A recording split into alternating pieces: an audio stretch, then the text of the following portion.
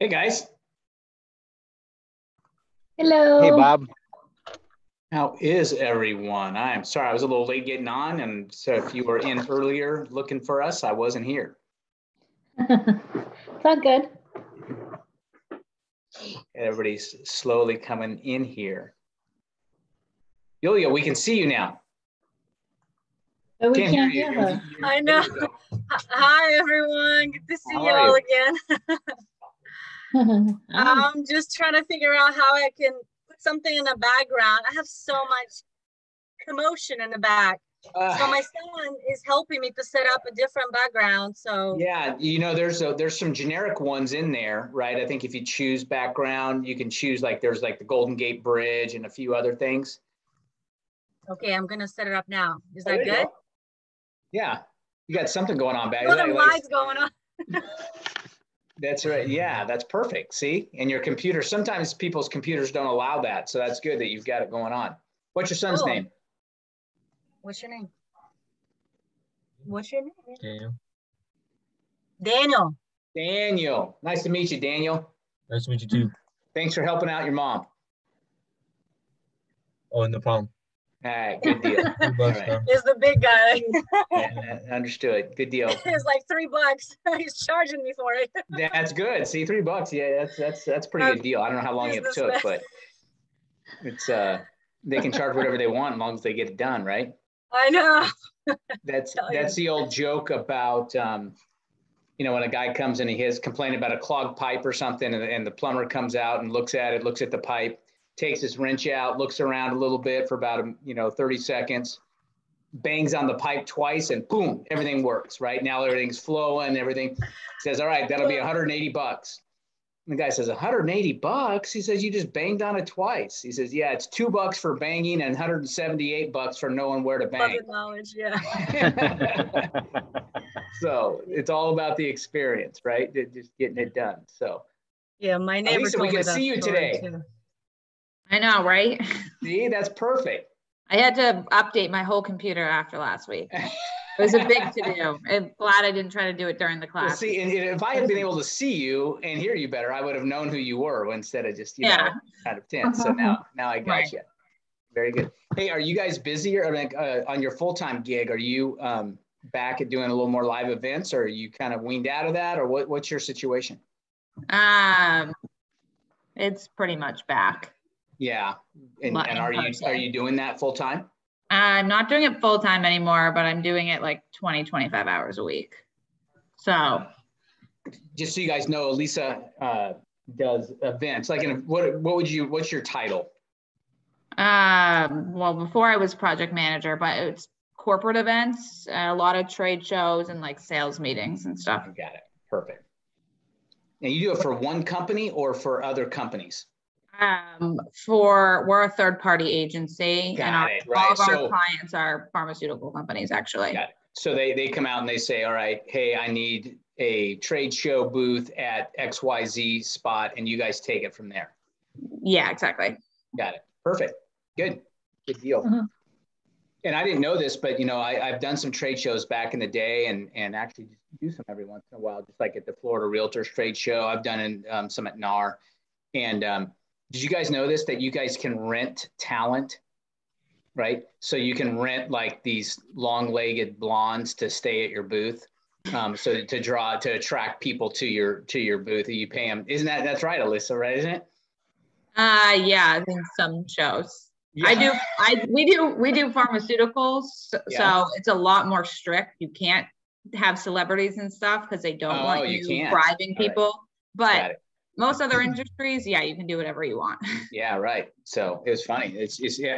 I had to learn the tricks of the trades. How come no one's coming to my booth? It's just me, right?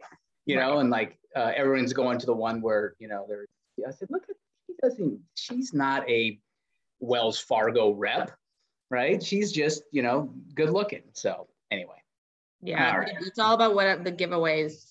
That's right, exactly. The come and throw a dart at the dartboard and win, whatever, and get people in. But let's tie that back into the 100K club, right?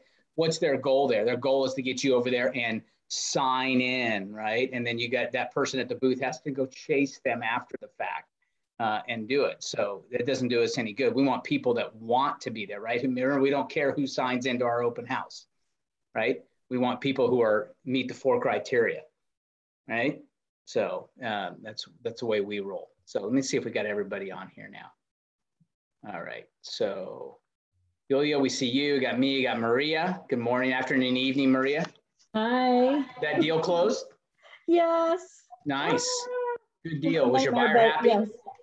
Huh? Client is so happy. I got a credit for closing and lower price for purchase. So he was very happy. So they weren't really that upset about the $122 that we couldn't They get. don't even think it didn't even face them. They were happy that they just had to pay $7,000 at closing. Right. Compared to 14,000 or whatever it would have been and everything else. So. Right. Mm-hmm. Good job. Congratulations. Kudos to you. Marie and I were fighting hard for $122 for her client. We thought they were getting ripped off. And we were trying to make the title agent see our way, but she kind of educated me a little bit, and I bought what she sold me. So yeah, I still didn't buy it. Yeah. Well, I'm like, what? There is a credit on page 1 for the lender's title for the owner's title policy, and so the whole amount that we were looking at included the owner's title policy, and that wasn't really a buyer's closing cost, so they had given them a credit already, so that was already back down below the $7,000 figure. So I added it up and confirmed it. So and thank you for being there. I learned so much from you with this transaction because good. Yeah, perfect, good deal.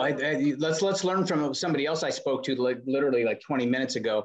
I went to call. Well, actually, it's probably about an hour and a half ago. I called her on her birthday, and she goes, "Oh, that's great, thank you." And by the way, well, now that I've got you on the phone, right? I had a closing today, and is with another future home agent. So we got 2 future home agents, and the birthday girl was thinking that, hey, look, they said the washer and dryer stayed on the MLS, and it's in the contract.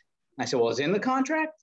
And they said, well, yeah, isn't it? And I said, not washer and dryer are not automatically in the contract. So if you didn't add it, it's not there. And just because it's MLS doesn't mean anything, right? So we all understand that having it say it stays in the MLS means 0, right?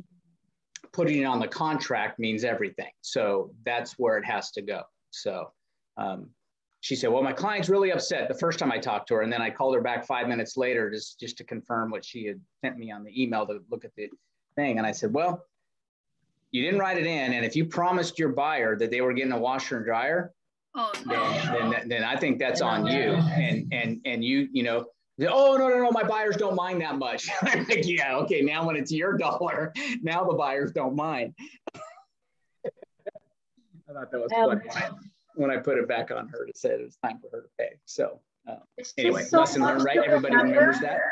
So, and yeah. Kevin, we helped him this week too, didn't we, Kevin? So Kevin can quote you the part about whether or not there has to be a denial letter in order for the buyer to exercise their right to cancel during the loan approval period, right, Kevin? Yeah, that's right, Bob. You do not need a denial letter from the lender during the loan approval process period. Right, and you and I agreed with that, but then the listing agent didn't agree until you highlighted it and pointed it out in the contract, and then you got your cancellation, didn't you? Very quickly, yes. See, there you go. The contract speaks so loudly, I can't hear what you say.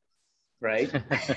That's very, very good. So that's again re-emphasizing the importance of knowing your contract, right? I mean, that stuff's critical. It's just not you arguing with the other agent, it's or the seller, it's the contract. Hey, look, you guys agreed to it. I'm just pointing out what you signed, right? Here it is in black and white. There you go. So speaking of which, I am making good progress on the new contract. I've got about 2/3 of it highlighted and commented on and everything else. This is the longest part because once I get through that, then I just go back and record the classes on it, and the classes actually record. Because my goal is to make a class for each section of the contract, section 1, section 2, and then at the end, I think, what is it, section 12 or 15, where it starts to put it has A through Z as far as, clarification. So I kind of just do those. My goal is to make each one no more than 15 minutes. me warn you ahead of time, paragraph 8, which is the financing clause, always is a little longer because there's a lot to cover there. But my goal is to try and make it as short as possible so that you can get what you need and only look at that section. So once I have those recorded, you'll know. I'll make that announcement. We'll replace the old ones with the new one in FHR University. And I encourage you, whether it's, whatever your schedule will allow, but one a day, one every other day or something like that, go through those sections just so that you can familiarize yourself and know it. I mean, I think that's one of the biggest values you can add to a client. And it gives you confidence, right? So when you're, when you're saying, Bob, boy, you rattle off those 4 things when you're at an open house, those 4 criteria, and you tell them that they're lucky to work with you and so on and so forth. That all comes from experience, but also comes from knowing where to bang the pipe, right? But it also comes from having confidence in my knowledge of the contract, right? I truly believe, knowing that about 90% of the other realtors out there don't know their contract like I do, right? But I know it better than probably 90 to 95% of the other realtors. That sets me apart and allows me to walk up with my head held higher, right? And my shoulders are back and hey, right, let's go, right? You need to do business with me because I know my contract. So Yulia, I got to tell you, you chose an awesome background. We got the little northern lights behind you. I love that. I was doubting it for a minute, but thanks for... I don't know. Was that right from Zoom, or did you have that else? Nice. No, it was right there. They've upgraded their standard stuff. They used to have nuts. You got moving stuff back there now. I love that. So good deal. I haven't said hi to Jean. Good morning or afternoon, Jean. Evening, Jean. Hi guys. How are you? Good to see you. I think it's just the 6 of us. Is that correct? Let me expand my view here. Make sure there's nobody else. Oh, you guys froze. Oh, where's you froze. Jean's partner? She's coming. My accountability card. Sandra, I'm like, where are you? She's coming. Yeah. Oh, she is? Okay. Good deal. She is. She just had to wrap something up. She's been working on a couple things. Well, good. Busy's good. You newer agents, remember, busy's good when you're self-employed. Write that one down. All right. Busy is good when you're self-employed. All right. When you're getting paid by the hour and you get paid no matter if you're busy or not, then you don't care if you're busy or not. But when you're Is that a hashtag, Bob? Yeah, that is a hashtag officially. We'll make it one if not. Well, it now is a hashtag. So that is always a ringing phone is always, don't ever, remember I told you I had to watch myself, right? I sometimes check my attitude when my phone rings. I think I was sharing it with you last week that I started getting a little negative, right? I'm starting to get whiny. So there are worse things to do. I don't think we've assigned it this time, but one of our assignments on occasion is for 100K is to you take a break at around lunchtime or something. Now it wouldn't be so bad or as bad as, in the spring or the summer, but get yourself a nice drink, soft drink, iced tea, something like that, since you'll be driving, and go find a roofing crew, right? That's roofing a house here in Florida, right? Ideally, if you did it in July, and sit in your air-conditioned car with the car running and sipping your $1 iced tea from McDonald's or wherever you got it, right? And you tell me how bad you have it and how tough your job is. All right. So myself included, right? When I want to complain about a phone ringing or appraisal not coming in or an agent forgetting that what's on the MLS doesn't really automatically mean it goes on the contract, right? All that stuff, in the whole scheme of things, it's not that bad what we do, right? So, and we get paid well for what we do. So remember that. Don't ever forget. Other thing, while I'm on this soapbox, don't also ever forget that what we're paid, right? Let's just use 6% as an example, right? There are no fixed prices in real estate and so on and so forth, antitrust, yada, yada, yada, Sherman antitrust, blah, blah, blah, blah, blah, read the fine print, right? There are no fixed costs or fixed prices here in real estate, but, all right, let's say a seller hires you and you're selling a $300,000 home and it's 6% commission is what they've agreed to pay the combination of the 2 realtors, all right? First of all, $18,000 is a lot of money. All right, and don't ever lose sight of that. And when your half of that $18,000 is $9,000, right? It's still a lot of money. And it doesn't represent 6% to the seller, right? Remember that sometimes, not so much in today's market, but it will always come around. That 6% doesn't represent 6% of the sale price. It represents 100% of their equity. All right. A lot of times we look at it and we're kind of cavalier, all right, with the money that we're making on this transaction. And don't get me wrong, you work hard. I get it. There's time consuming. It's time consuming. You earn your money. Don't get me wrong. I'm not here to say that, but don't ever lose sight of the fact that you might be walking away with $9 grand, and the seller who lived there for 12 years and couldn't afford to hire someone to redo the bathroom, so they did it themselves with YouTube videos and getting frustrated and learning things that they didn't know how to do and all this stuff. And at the end of the day, you say, oh, by the way, aren't you excited? You sold your home and here's your $182 that's left over, right? Because you barely got them out with the skin of their teeth and you're walking away with $9 grand, right? Don't ever forget how that might feel to them, right? And I'm not saying you lower your commission. I'm just saying don't be insensitive to that, right? Because we think, oh, it's only 6%, but that 6% could represent 100% of the money above what they owe on the place, right? So always be mindful, right? Always be mindful of that. Fair enough? Cool. That's a good point. It is a good point. You know what I mean? And sometimes we have to remind ourselves that, we get a little cavalier sometimes with some of these figures. And the other thing, like Maria, for instance, right? We're rattling off these numbers. Think of how confusing that closing disclosure, because to this day, the new closing disclosure is not intuitive, not nearly as intuitive as the Alta statement that you get to see at the closing, right? Right. Well, if it's not intuitive to us, what do you think it looks like to a first-time buyer or even a seller who hasn't sold in 12 years, right? They completely trust us. They don't. Well, they do, know right? what's going on there, right? Mm-hmm. Which is an honor, but a responsibility as well. Yes. Right. That we owe it to them to. That's why the code of ethics. By the way, everybody's done their code of ethics. Did you check on that yet? Everybody? Okay. Yeah, we're good.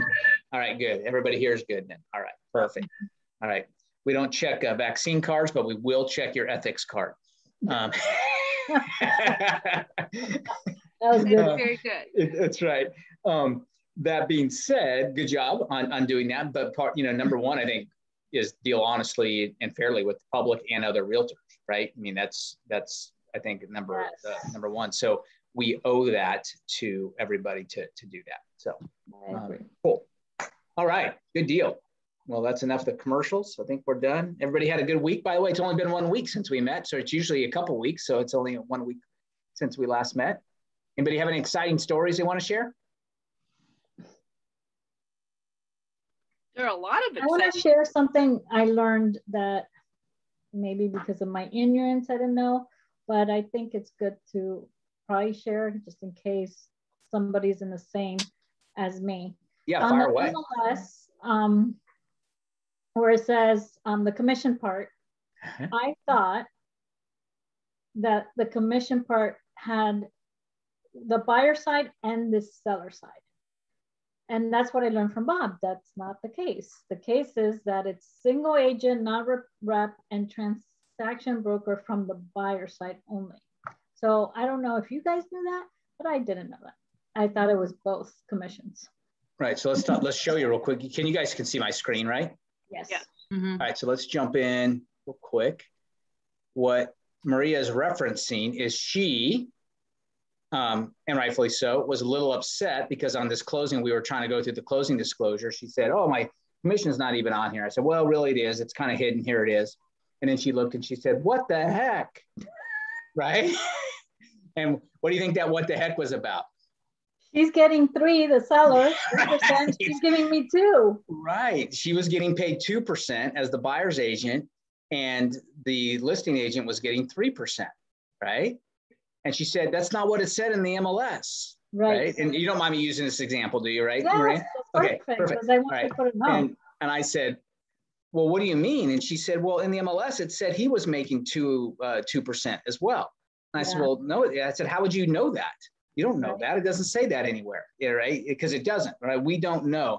The only thing that's listed in the MLS is the portion that the listing office is willing to share, called the co-broke, with the agent, right? With the buyer's agent. And then it breaks it down into, here's what I'm willing to pay someone acting as a single agent for the buyer, someone acting as a transaction broker for the buyer, a non-rep agent for the buyer, right? It has those different categories, but those are not the other side. It's all you as the buyer agent if you're representing the buyer, right? We have no clue. Quite frankly, we could get to the closing table and found out that they had a 10% listing agreement and they were sharing 2% with you and they were making 8%.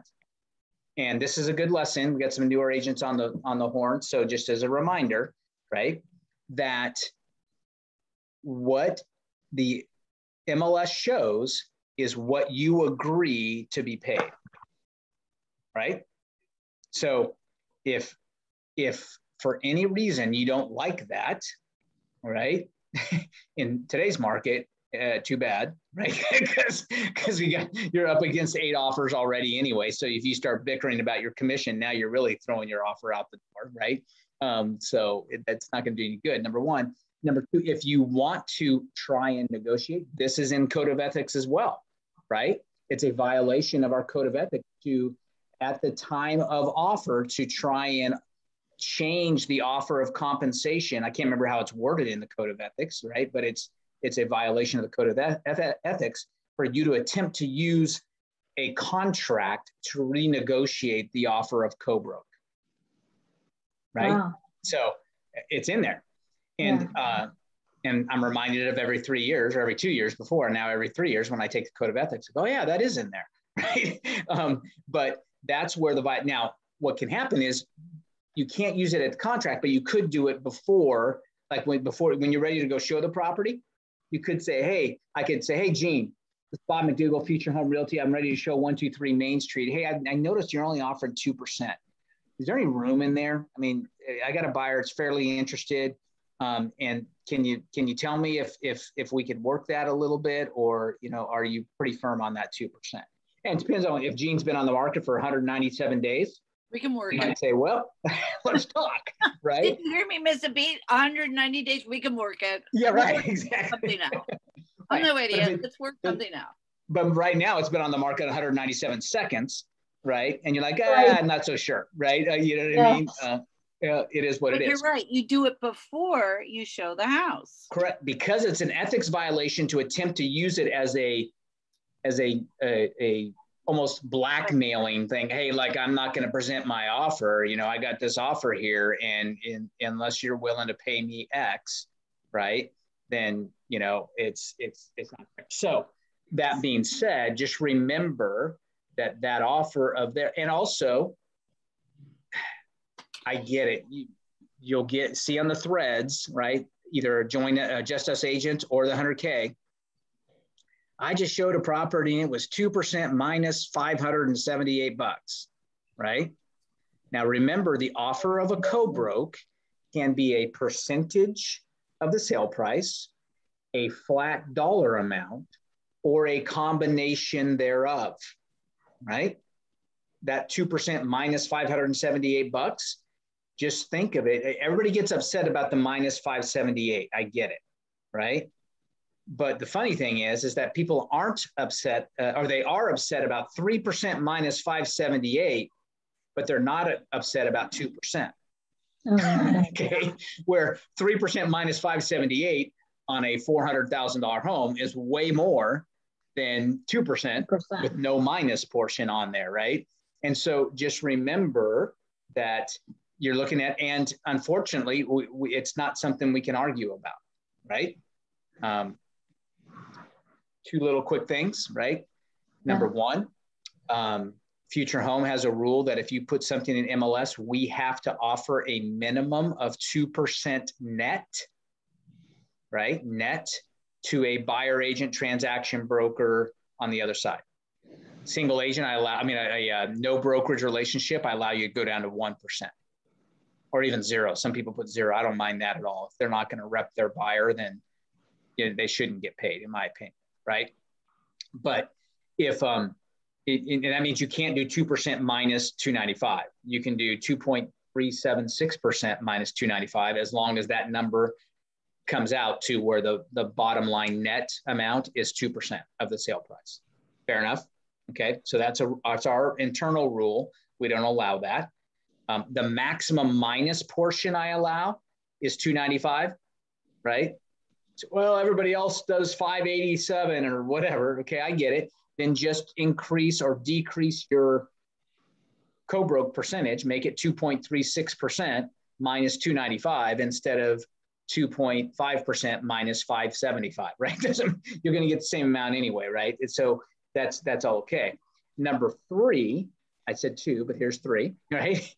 Is that your listing agreement, when you break down on your listing agreement, here's the total compensation that the seller is going to pay. I think it's item number 6 or something, paragraph 6 talks about, or 9, one of the two, 6 or 9. I think it might be 6, the total commission, and 9 is the co-broke part. But the portion that you're going to co-broke to everybody, if you're going to put minus 295, for instance, in there, then that has to show on the listing agreement as well.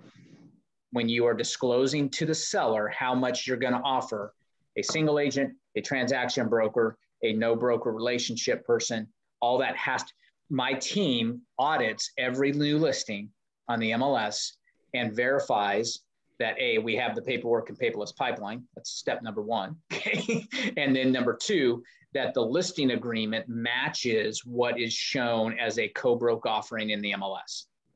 And if you forgot to put the minus 295 in your listing agreement, but put it on the MLS, we're going to make you go back and get that initialed, put it on the listing agreement and have the seller initial off on it, just so you're aware. All right. Because we want the seller to be completely clear that what we're truly offering the other side is exactly this, not some version of this. Cool. All right. Well, this all became a transaction management class instead of a 100K club. That's all right. This is all good. So did everybody understand Maria's question? Everybody understands that the listing side portion is not shown anywhere on the MLS. We have no clue. The only way we could ever have a clue is to get to closing or somehow get our hands on the listing agreement where we could tell what the overall commission is. All right. Now, if the market shifts, and it will, right? I can show you some ways that will help you negotiate a higher commission split as a buyer's agent than what is being offered from the listing side. Right now, I'm not going to waste my time because it's not beneficial, because it's a moot point, because they're not going to listen to you because they have too many buyers, right? When they are sending a limo to pick you up to take you out to lunch to say, hey, you have an offer?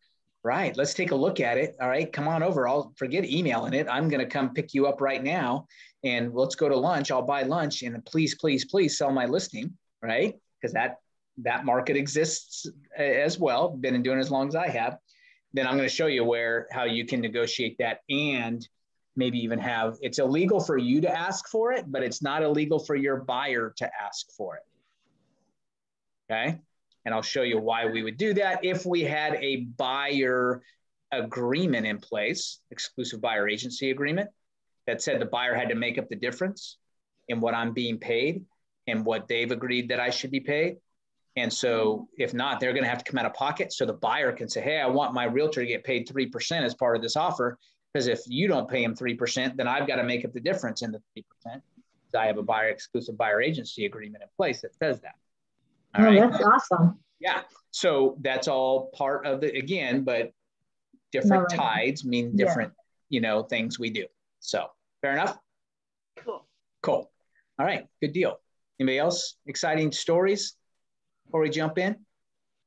Full disclosure, I'm going to spend a little more time because this is session 4 and we have one more session after this, and we'll talk about when we want to meet at the end. But real quick, we have the first probably 3 sessions, we've spent an inordinate amount of time, or not inordinate, but more time on corn than we had a chance to do orange growth, right? We tend to get talking corn, and then we don't have as much time about orange growth. So I'm going to flip it tonight, spend more time on orange groves. And if we could spend some time at the end, if you have some questions about corn, that's great. But I want to make sure we don't give our orange grove discussion any short shrift. Is that the word? Is that short shrift? I have to look that up sometime. Short something. It sounds like shrift to me, but I don't know if that's really how it is. The short. I don't know if that's for real. I don't know if that is either. I Jean's well read, so she would know. So she sounds pretty good. It sounds like a new word. I don't want to give them the short. Either that or it's some, Tennessee lingo that I picked up along the way. So, all right. I told you my Tennessee joke, right? Did I get that out of the way? No. Okay. All right. What do you get when you get 12 Tennesseans in a room? I don't know. A full set of teeth.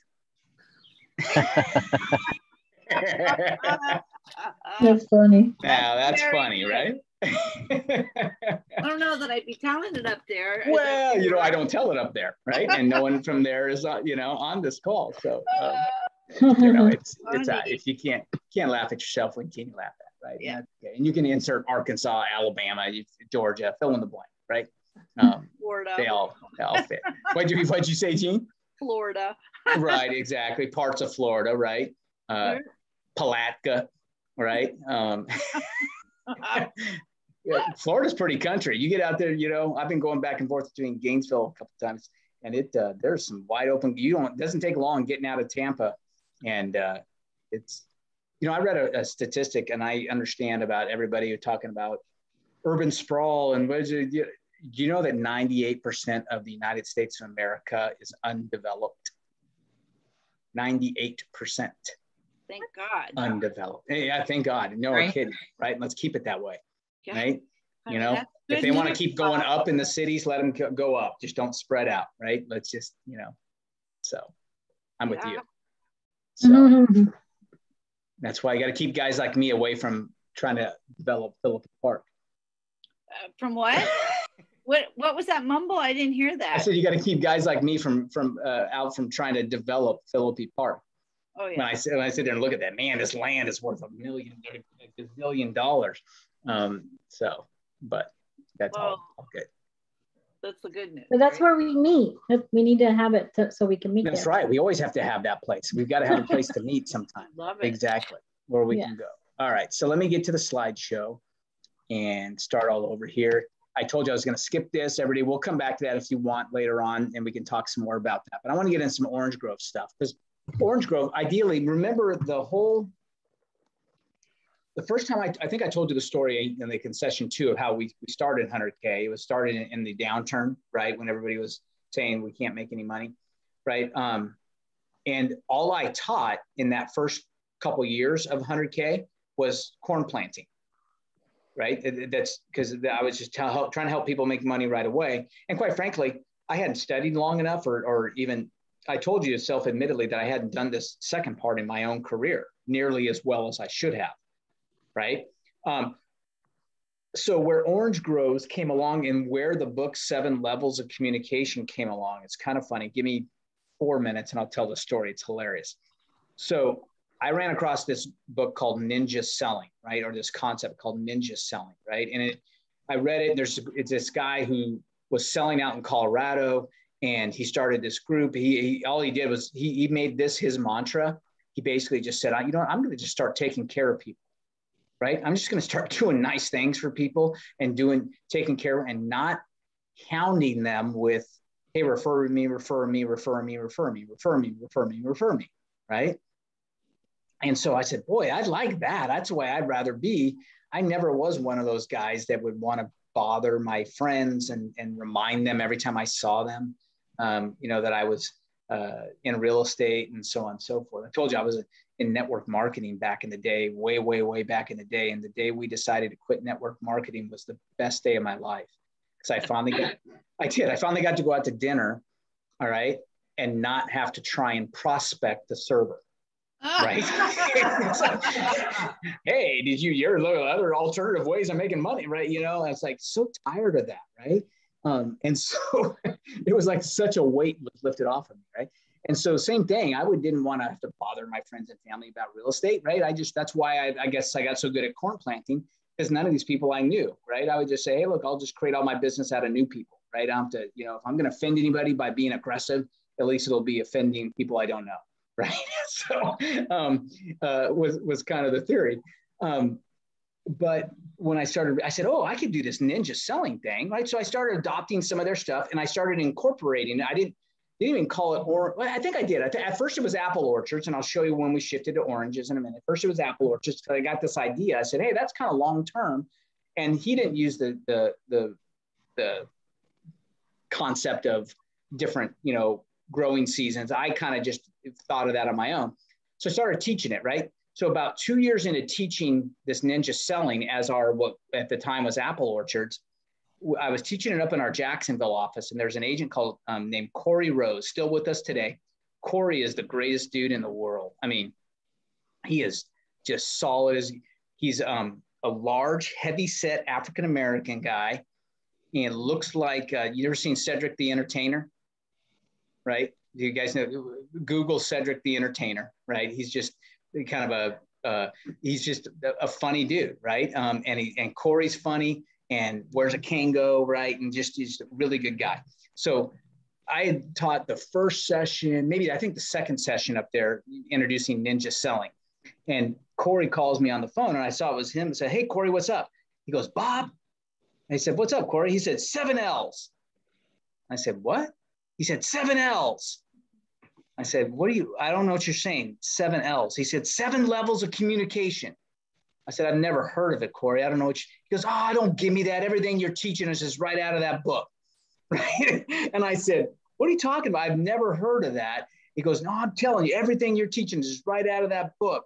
There's all this ninja stuff. It's right out of 7 L's. So if you're going to steal the guy's stuff, at least give him credit. Right? And so I said, I'm telling you, Corey, so I literally was like 2 miles away from a Barnes and Noble. So I went into a Barnes and Noble, picked up a copy of the 7 Levels of Communication, and read it that afternoon, right? And I'm like, yeah, gum. This dude stole all my ideas and wrote a book about it. Right? And now he's going nuts. And so long story short, I started introducing it. I said, this teaches better than even Ninja, because it's the story concept. It's easier to read, and all that kind of stuff. And so Michael, the next time I taught it, I ordered like 50 books, right? I had a case of 50 books, and I sold them at the first, session of 100K. I sold them to people like whatever it cost me, $16.95, but I wanted everybody to get a copy of this, right? So I sold them. So somebody took a picture of that, posted it on a group that Michael Mayer, the author, was also part of the group on. So he calls me and says, Bob, what are you doing? You're teaching my stuff. What's going, And so I said, hey, Michael. So we got to chat and we've become friends now. It was hilarious to see how, so we did some events together, and I brought him in and did a huge event one time, probably in like 2012, 2013, somewhere around there. We did this huge event, brought him in to speak, and it was all great. This is the author of the 7 Levels book. But he told me, he said, Bob, he goes, you got to brand yourself. And part of 7 Levels, your note cards, right? The power notes. You guys remember in 7 Levels of Communication, those are supposed to be, do you remember the term? Unbranded, right? If you read in the book, the concept is you're not supposed to, you don't want them to open the card and it says Future Home Realty on it, right? Because they may chuck it right away. It's supposed to be a personal note. But he taught, and I don't think it's even in the book, but he taught at one of his seminars that we went to called Unbranded Branded, right? So, well, what does that mean? Let me give you some examples. There was one, she's still with us, Pat Silsky. She works the Brandon area now. She moved down there. She was living in Tampa at the time, but she was a big biker, not like Harley biker, like a pedal biker, right? Okay. So she was into biking, right? And so she found these really cool cards at Target or someplace, right, that had a bicycle, kind of an embossed bicycle on them, right? And so that's the card that is a version of Unbranded Branded, because they open it and they see it's from Pat and they say, oh yeah, Pat's a biker, right? And so it's all really, so it still makes them think. I'll tell you the best person who took advantage of this that I've ever seen is Cindy Hayden. You guys know Cindy? Yeah. Cindy works the beaches. Cindy is a past president of Pro. She's the one that was on, if you were on our meeting a couple months ago, she's now the vice chair of the insurance committee at NAR. I mean, she's really, doing great things and sells a lot of real estate, but also is very busy and helping us as realtors, do some different stuff. So, but she works the beaches. Matter of fact, her website is called like Sandbars to Sunsets or something like that. So she started taking pictures just with her iPhone of great sunsets on the beach, right? So she was working the Clearwater Beach area, right?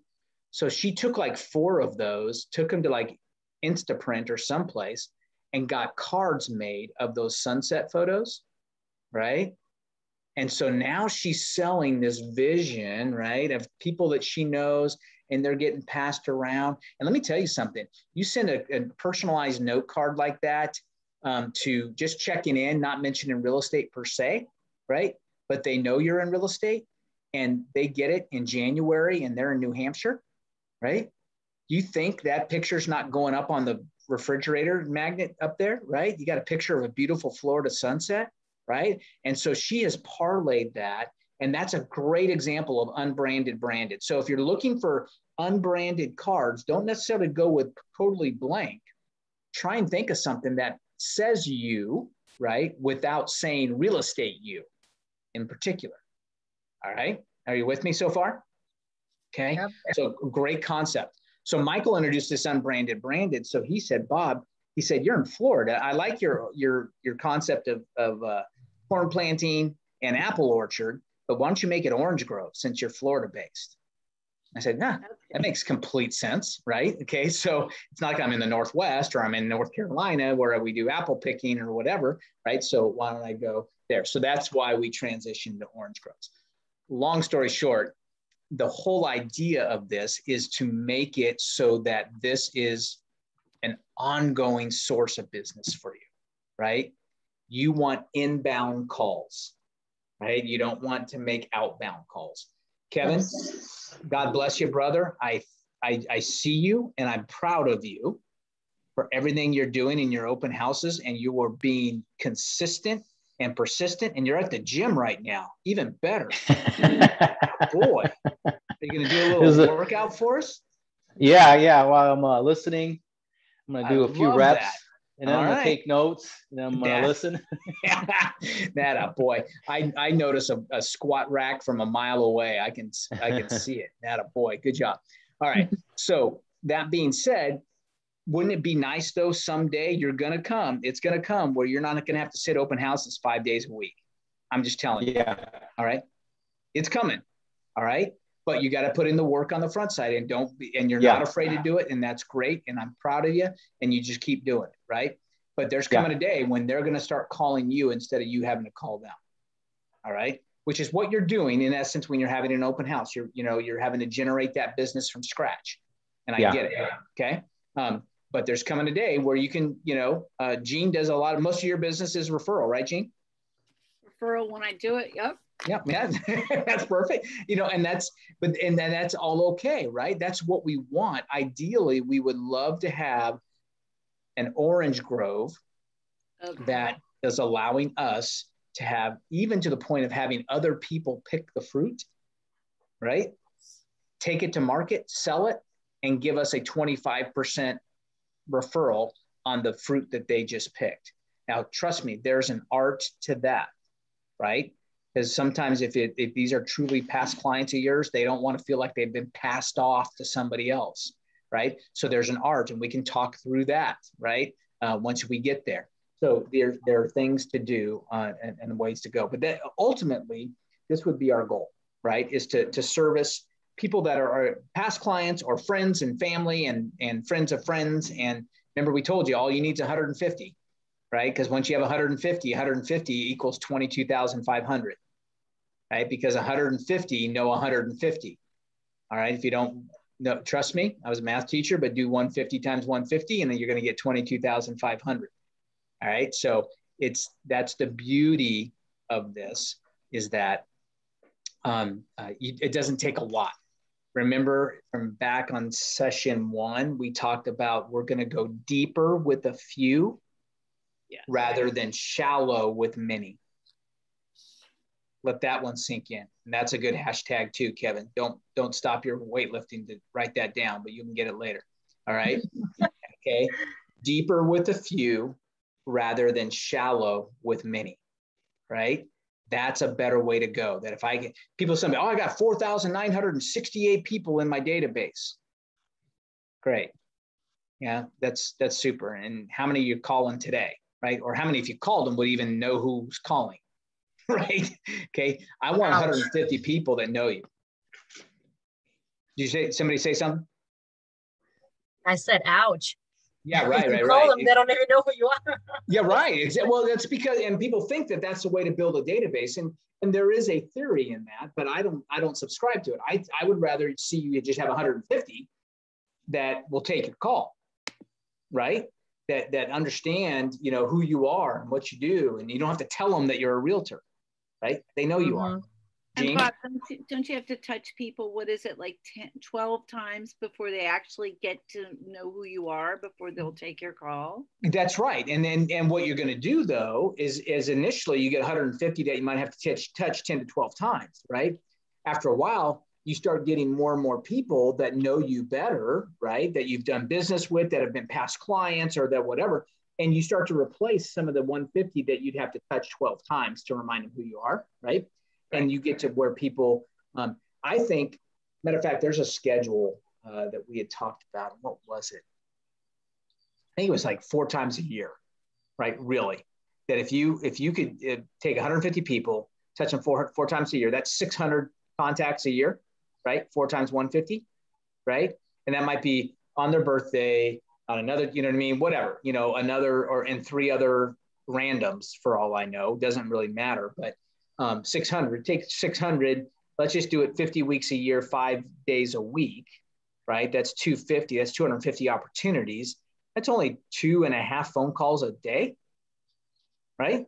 And that's even giving yourself 2-week vacation and not working Saturdays and Sundays, right? Not that hard, right? Now we're getting into a little bit of business planning, right? When we reverse engineer, if you guys have been in my business planning class where you're planning for next year, all you do is take your number and reverse engineer it, okay? The key operative term, here's what I want you to know on business planning, because everybody's having a class out there right now, all right, about business planning. Here's what you need to know. Ready? Win the day. Win the day. Okay. Another hashtag? Okay. It is a hashtag, double hashtag. I want two hashtags in front of that one, all right? Win the day. And what I mean by that is this. It's easy to do the math. Watch my class in 10 minutes. You can break down your number. I want to make X amount of dollars next year. Okay, great. I want to make $100,000. What's your average commission? My average commission is $5,000. All right. That means you need to do 20 deals. All right. And if I need to do 20 deals, how many open houses do you need to sit to get, how much of your business comes from buyers? All right. Brand new buyers, corn, right? Well, I'm planning on 30% of my business coming from corn. Okay. So 30% of 20 is 6 deals. So all you need is 6 deals. Well, every time I sit 4 open houses, I get 1 buyer that I can do. All right. So you only need 6 deals from corn. So every time you sit, what did I say, 4 or 6 open houses? 4? 6. 6. All right. All right. Let's make it 6. All right. Because it takes us longer. So 6. If I want to do 6 deals and it takes me 6 open houses to get 1, that means I need to do 36 open houses. There's your plan for the year. Do 36 open houses, period. All right. Okay. Then you monitor your progress and see, is that accurate? Am I meeting 1 every 6, or I'm meeting less or more, whatever, right? So you got 6 deals from there. All right. The other 70% I want to come from, how about this? Out of the other remaining 70%, I want 50% to come from my sphere, right? My 150, my database, all right? Referrals from other, introductions from people I know. And I've learned that every time I reach out to 10 people in my database, I get 1 transaction, right? Well, let's see, I need 50% of my 10, that's 10 deals need to come from that. So 10 deals need to come from that. And every time I touch 10, I get a deal. So that 10 times 10, 100, I need to make 100 phone calls or go to lunch or have coffee with 100 people this year, right? And I'll get 10 deals out of that. By the way, I do not doubt that if you had 100 coffees with people this year and people that are in your database, right? And you didn't start and end the coffee with, by the way, I'm a realtor. I'm a realtor, right? Hey, did we talk about the fact that I'm a realtor, right? You just said, hey, look, let's get together for coffee because I just want to catch up, right? I guarantee you would sell 10 homes from those 100 coffees.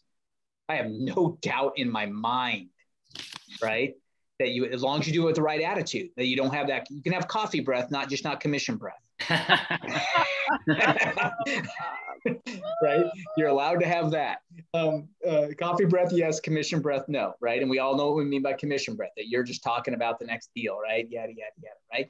Listen to them, right? Talk less, listen more, right? Just go and do that. I guarantee, and it may not be from them, but it's their hairdresser who, when they were getting their hair done last time, mentioned that she'd love to buy a home, right? It's that kind of stuff that occurs, right? So now your job is to have, what's that, 36 open houses, 100 coffees, right? Okay. And remember, compared to a roof and a house, that's not so bad. There's worse things to do for a living, right? Okay. And then the remaining, we said 20 to 50%, 30%, 20%. So 20%, we only need 4 deals now from listings, right? Now, where are my listings going to come from, right? Well, what you learned is that your four listings are going to come in the second half of the year from the first 10 deals that you did, or from your open houses that you did as part of your 36, or from your coffees, or from whatever, right? You don't have to go cold calling people to FSBOs or expireds or whatever. You can if you want, but I'm telling you, I would rather you not, right? I'd rather you just let it happen organically. And I think that if you just did 36 open houses and 100 coffees, you'd probably sell 20 homes this year. I firmly believe that. All Kevin, right? how many open houses have you done so far this year? Well, since the 100K last year, I'll start from there. I've probably done about 70. Yep. And I have gotten some conversions on it as well. Good. Awesome. And you know what? FHA conversion. You're going to get better and better at the conversion, right? Because you got that card that has your cheat sheet about what your 4 criteria are, right? He doesn't have it with him because he's at the gym right now, but normally he has his card with him at all times, right? Okay. That tells what the 4 criteria are. And he's just going to get better and better and better at it. And until you get better and better and better, you do more and more and more, right? It's just, if you do whatever it takes to get the amount done. He probably needs to, quite frankly, if I were sitting down coaching him, right? I'd say, hey, Kevin, you know what? 1 less open house a week and 2 more coffees a week. Right? Okay. I did that, just without even knowing your calendar. That's probably because I know you're good with people and you like people and people like you, right? So why wouldn't they want to have coffee? And if they have coffee, they're gently, oh, hey, I saw you on Facebook at another, they're saying you're a realtor. You're not saying you're a realtor, right? Yeah. There's a difference, right? And you just kind of talk about them. And then next thing you know, business is coming your way. All right. And if you don't like coffee, make it a chai latte or whatever. All right. Whatever you want. Do something, make it a lemonade. All right. Or whatever you desire. Okay. Hey, Bob, I do have I have a coworker that had reached out to me about a month ago. Him and his wife want to sell their home. This is a really good coworker that I have a lot of respect for. Yeah. Had a meeting with them. They met me at the bowling alley. They paid for lunch. They would not let me pay for lunch. They wanted to talk to me about selling their home and buying another one. They've got to wait to find a home to move into. They've got a little mobile that they got inherited, so they're fixing it up. So once that mobile home is ready, they want me to sell their home in Ruskin, and they want to buy a home in Spring Hill. So it's in the pipeline. It's just on its own time, it'll happen. Yep. Yeah, and that's you cannot. That's it, right? And you can't force the time, right? So you just do that, and then next thing you know, things are going to stack up on you, and you're going to have 7 transactions close in a month, I know it's hard to imagine sometimes, but it does happen when you just continue to, it's impossible to sow without reaping, right? As long as you're sowing good seeds and you're using good water and good fertilizer and everything else, it has to happen. The law of the harvest, we sit there and say we can't cheat the law of the harvest, all right? But here's the good news about that, is the law of the harvest does not cheat us. Yeah. When we do it, it does it. You know, when we do our job, it does its job, right? That's the beauty. The problem lies in with a lot of people wanting it to do its job when they're not doing their job, right? And I know that's not you. So that's perfect. So now again, those numbers I just threw out at you, right? I was talking about reverse engineering, saying how much, you know, what we need to do. That is what we did, is say, okay, now if I need to do that, then set up 100 coffees, I need to make 200 phone calls. Let's say it takes me 200 phone calls to set up 100 coffees for the year, right?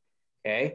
And so then I got to make 200 phone calls, and to sit 36 open houses, I've got to make 50, let's say just double it, 72 phone calls to listing agents to get those open houses arranged, right?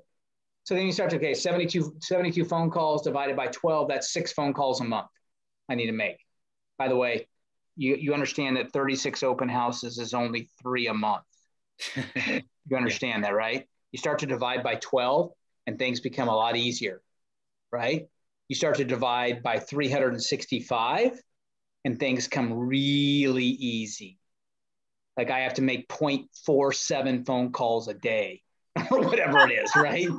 You know, you're like, come on, all right? Can I not do? That's why I break it down into the smallest thing and then say, I'm going to win today. I'm going to make 0.47 phone calls today. I'm going to make whatever 6 divided by 0.2 phone calls for an open house a day, right? Or whatever it ends up being, right? It's ridiculous. When you really start to break it down to its smallest level, it becomes like, shoot, 100 grand, no way. 20 deals, no way. 0.42 phone calls? Yeah, way, right? Okay. And so then you say, I'm going to win today. Because here's what I know. You ready for this one? This is if you wanted to make this a hashtag, it'd be probably the longest hashtag in the history of my hashtags. Right? Here's what I know. That if you win enough days, you win enough weeks. If you win enough weeks, you win enough months. If you win enough months, you win enough quarters. You win enough quarters, you win enough years. Right? You win enough years, you win your lifetime. Right? Hey, Bob, okay. George Jenkins, he had that saying, maybe it was even the Davis brothers from Winn-Dixie, because I worked for both of them. Pennies roll to nickels, nickels roll to dollars, dollars roll on. There you go. It's like a snowball effect. Yeah, it absolutely is. And that's so true, right?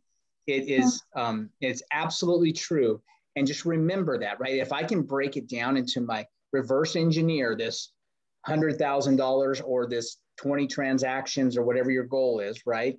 Reverse engineer it to what am I going to do today? And then trust the process, right? Now, initially, right? You guys newer in the business, you don't know what your conversion rate is, right? So how do I know that it takes me 5 phone calls to set up a coffee or whatever? You know what I mean? You don't know. So what you do is you do it for a month. You do your best guess. Let's go back to science class, right? First step in the scientific process is to create a hypothesis. Okay, so you're not going there, are you? Right, I'm not going there. All right, but I think it will take me X amount of phone calls. Right, so try it for a month, right, and then see, but monitor your progress. Don't just do it willy-nilly, right? I talk about that in the business building class, right? You'll see that I like a clearly defined, trackable thing. Right. And this goes against most realtors. I'm a personality guy, right? I don't track numbers. I'm just a personality guy. The numbers that's for the high D's. I'm not a high D, I'm a high I, right? Right? You hear it all the time, right? Oh my gosh, and that's okay. But high I's go broke. They might make a lot of money, but they lose it all, right? Okay. Because they're, trust me, I'm a high I, right? I'm just, thank God I'm married to somebody that, reined me in, right? And so the reality is that you've got to track the numbers so you understand what is happening, right? Don't quit. You can't lie to yourself. Quit lying to yourself, right? I have my MBA now, and I got my MBA mostly because my older son, Joseph, reminded me on a pretty consistent basis for the last, 7 years before I started my MBA that mom had her MBA and you don't have your MBA, Dad. Right. So I'm a pretty competitive guy. So I said, hey, you know what? I probably need my MBA. So, but it was great learning. Plus I found my mind is getting a little stagnant, right? Mind's a muscle and I hadn't stretched it in a while. So it was good. And I got my MBA with an emphasis in finance, which rolls right into my math background, but it was all good. But I'll tell you this, I had core courses that I had to take, and then I had electives, right? In my 10, 11, 12 classes that I had to take, right? Of those 12, not only none that I took, none that were offered were how to run a business flying by the seat of your pants. With, or the willy-nilly approach to business models, right? Okay. It doesn't exist in business schools. I'm just here to tell you, right? You can look for it, but it's not out there. All right. So with that in mind, let's not take a willy-nilly approach to our real estate business, right? If we're going to do it, let's do it well and do it efficiently and run it like a business, right? Which means track our results. And you may not like the results, but then at least you're being truthful with yourself. And then you might have to adjust, say, hey, you know what? It's taking me 3 phone calls to set up a coffee meeting. Who knew, right? I thought 2, now it's taking me 3. So it's time to up the ante, right? If I want to make sure that I have 6 coffee meetings a month or whatever we decided it was, right? Then I'm going to have to make 18 phone calls instead of 12, right? And then what'll happen is maybe by making 18, you get better. And now your conversion rate is even better, right? So now you can drop down to now it's only 2.5, right? To get my 6 or to get my 1 or whatever, right? But you should be able to rattle off those numbers, right? Again, you can't right now, you're guessing. And I get that. That's okay to guess, but don't guess and stop there. Guess and monitor. Fair enough? Cool. All right. I like the smaller group because I can see everybody. At least if I can't teach in person, right, which is my preference, I at least can see everybody in one screen, and that's perfect. All right. So we are an hour and 11 minutes in, and I haven't got on bullet point number 1. All right, here we go. A lot of information. You've been excellent while you've been sharing. That's awesome. Right. Useful. That's right. But it's, and it's just, I'm passionate about this because I see agents struggle, right? I see other people do the same thing over and over and over again and not have any results, and they're not tracking anything and they don't know. And I know all 6 of us on this screen right now are individual, right? We all have different conversion rates for everything we do, right? So it's no one business plan is going to work. So what we do is we show you a model that says, here's the business plan for all. Here's how you, Elisa, will create your business plan, all right? Specific to you. Because quite frankly, you don't care how many open houses it takes for Kevin to sell a home, but Kevin does, right? Okay, right? And so, that's just the way it goes. So, right, this is simple, I got this. Let me ask you this. Let's just talk generically. Let's spend 5 minutes. Anybody, what's your biggest roadblock right now? Anybody want to share? Anybody want to be a little vulnerable? Following up. Okay, following up with people that have come to your open houses? Yeah. Okay. Yeah. Are you, when you say, is it roadblock because you can't get them to return your calls, or you can't do it at all, or a combination thereof? Kind of a combination thereof. I actually had that follow-up boss for a little while, that big CRM that had a big price tag, and I dumped it. So right now I'm actually using my own notebook and my iPad. Good. And I got a little colored dot that says green, and I'm working with them, and it kind of reminds me. Yellow means they're kind of cooling off, and then red means they're kind of died off. So I changed my system of how I follow up now. And the next morning after an open house, if I got leads, I'll go ahead and start doing that work of, making some notes of what we talked about, what they need, and then making a call to them and then making a note that I've called them. And, but what happens is, let's say a week goes by and they kind of fall off to the wayside. You know, I forget about them and go on to the next person. Well, yeah. And I can appreciate that and that's okay, because quite frankly, if they're not responding, right, then they don't. It's probably okay to move on. Right. Yeah. If it's because remember, you're only looking, if you want to sell 20 homes a year, that's not, that's one every, not even one every other week, right? That's basically 1.5-ish, 1.6 a month, right? So you don't need a whole lot of them, right? At the end of the day, you just need some of them, right? You need to go. So I would probably say, let's continue to get better at those 4 questions at the time, rather than have to even worry about following up that much. Yeah. Really work on saying, hey, look, I want to be able to set an appointment to go show properties out of today before they leave my open house. I know it's hard. And you think, well, we think it's hard, right? Because it hasn't happened for you yet, right? But for me, it happens, right? When I did it. And so now I still believe it. And I may get my teeth kicked in if I went out there and did it again. Who knows? All right. But I don't think I would, just because that's the kind of guy I am. All right. I just think that I would find one. All right. Now, how many are you getting a lot of traffic at your open houses, or kind of varies? Or it does vary. It does vary. I had one, believe it or not, in Port Richey in Regency Park. It was Janina's listing. Yep. I had about 14 people come out there. Nice. That's awesome. And the last place I thought you'd ever get traffic is in Regency Park in Port Richey. Has it sold yet? I don't think so, but it's pretty close. Sit it again. Yeah. If you find one that works, sit it, right?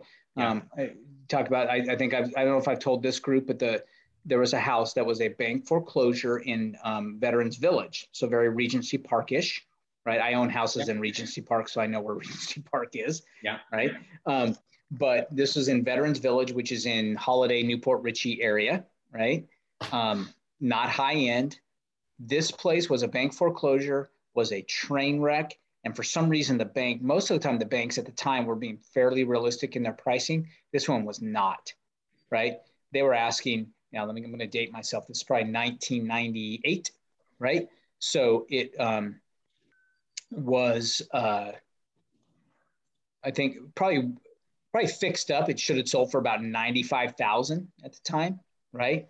It was trashed, and they were asking like 112 or 115 or something, right? I was like, whatever, right? But I still sat it because it was high traffic area. I knew it was right off of Rowan Road, right? Rowan, one turn in on like Mitchell Ranch and one turn in on Carmel, or I don't know what it is up there, right? Boom, boom, boom. And it was easy, right? I sat that thing. It took forever for them to get realistic on their pricing, right? But I'm here to tell you, I tracked it. You guys ready? Okay. 8 months, every weekend I sat open houses at that place. 8 months, right? Same house. Why? Why would you do that? Because I met a lot of people at that open house, right? And different people all the time. I got to know the neighbors really well. What you said at the same place for 8 months, right? They invited me over for Thanksgiving. You moved in. Right, exactly. Like, right on, Bobby, or, an unofficial part of the neighborhood, right? So it was, I got to know them real well. But get this, you ready? I tracked it, 72 homes I sold from the people I met at that open house in 8 months. Very cool. Wow. Okay. Here's the thing, because I was meeting 30 people a day, right? It's not that I'm that good. If you meet 30 people, it's like kind of hard not to sell a lot of homes, right? If you're meeting 30 people, right? It's kind of like, hello, right? I got to be really bad to not sell that many homes. Okay. So I was meeting all those people, and literally finally the bank got realistic. And here's the other cool thing is it was like a Remax listing. And I was with, I think maybe, who was I with? Realty executives or somebody at the time, right? It was a company I was with, right? It was a Remax listing. So I didn't have any fiduciary. I didn't, have any fiduciary duty to the seller, right? Because I didn't represent them. I had permission to sit the open house. people would come in and they'd say, hey, what are they asking? I said, yeah, 115. And they're like, what? I said, I know. What are they smoking crack? Right? It's like, come on. You know, I don't know what they're thinking. All right, let's go find you a house that doesn't smell like a dog and that is realistically priced. How's that sound? That was my wholesale pitch, right? Okay. And it worked, right? People are like, right on, right? Because I didn't have any duty to the seller, right? If they were overpriced, I told people they were overpriced. You know, it's just not. Now, if I represented a seller, that's hard to do, right? But in this case, I could easily do it. Finally, they got realistic, ended up selling for like $64,000 8 months later, right? And I remember when it went to contract pending, I like literally cried. I was like,